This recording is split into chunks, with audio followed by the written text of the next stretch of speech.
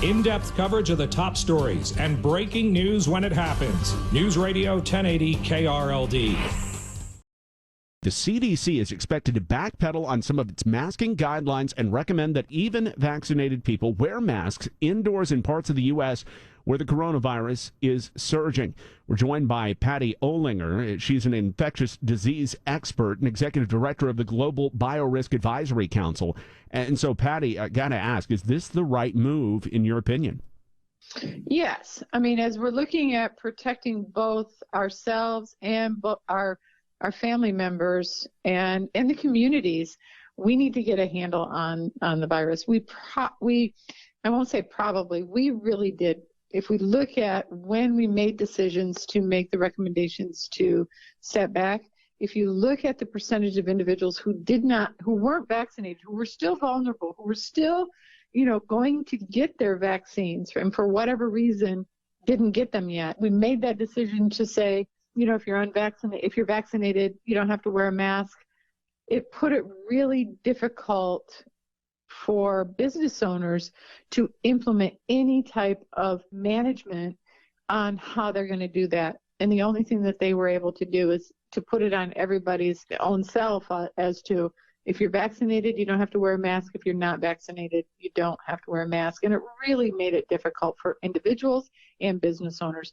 So moving back, as we're trying to get a handle on this pandemic, to recommend that wear your mask in public places inside is most likely the right thing to do at this point in time.